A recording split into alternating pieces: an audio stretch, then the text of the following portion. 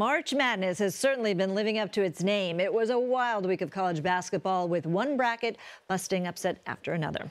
Ninth-ranked Florida State upset #1 seed Xavier. Syracuse, ranked #11, took down Michigan State, a tournament favorite. And the defending champion North Carolina Tar Heels lost by more than 20 points to Texas A&M. Well, it may not be what anyone expected, but the Sweet 16 is now set. Only two #1 seeds survived the first weekend, Kansas and Villanova. And there are plenty of Cinderellas that are looking to continue their magical ride. Here to break it down is Bill Reiter, the host of Reiter's Block on CBS Sports HQ. Bill, are you surprised how many high seeds have just struggled in this tournament? I shouldn't be. Frank Martin, the head coach at South Carolina, told me last week, and he made a Final Four run last year, that there's more parity than there's ever been in college basketball, and to expect some mayhem and madness. But yeah, I am shocked. It's been an amazing run. You referenced several of the games. A&M not just beating UNC, but destroying them. A lot of us, myself included, thought Syracuse didn't belong in the tournament. Now they're in the Sweet 16. Florida State takes out my Missouri Tigers, and then they take out Xavier, the 1 seed. And it goes on and on. It was a crazy, crazy weekend. Certainly one of the most startling I can remember. Now, everybody will remember this as the year a 16 seed finally beat a #1, and UMBC didn't just beat Virginia, they buried them by 20 points. Put this in context. How remarkable was this? That is one of the most incredible upsets in the history of sports that I've ever seen, that I've ever covered, going into that incredible game. Unless you're a Virginia fan, and if you are, I know you're still suffering. 1 seeds were 135-0. 135 consecutive wins over 16 seeds. A lot of us thought we would never see it, to say nothing of the fact that it was an absolute act of domination. It was really, like, even I watched the game, I still can't believe it was real.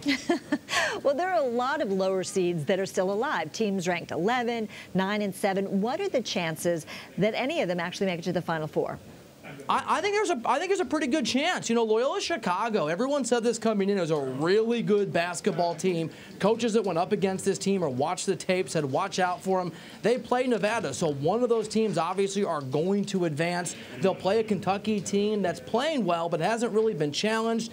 Kansas State is very well coached. Florida State is very well coached. So I think Loyola Chicago is probably the most likely to do it at this point. What we saw over the first 4 days of the tournament, nothing at all would surprise me.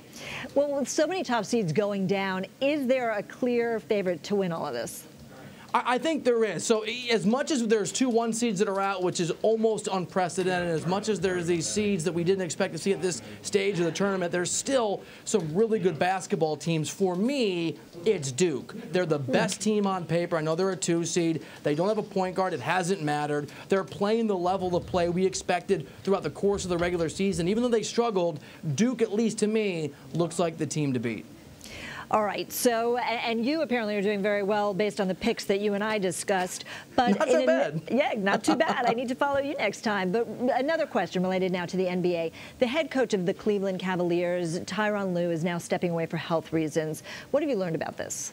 We don't know much. We know that he has had problems on and off this year. He revealed over the last 24 hours headaches and inability to sleep. We've seen some games where he stepped away at halftime, where he's missed chunks of time.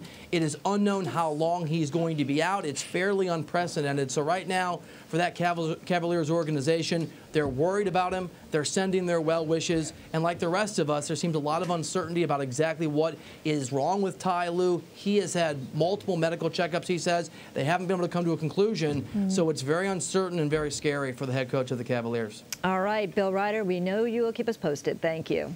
You bet. And don't forget, you can watch his show, Reiter's Block, Mondays at 4 p.m. Eastern on CBS Sports HQ. Today, he'll talk to Illinois head coach Brad Underwood.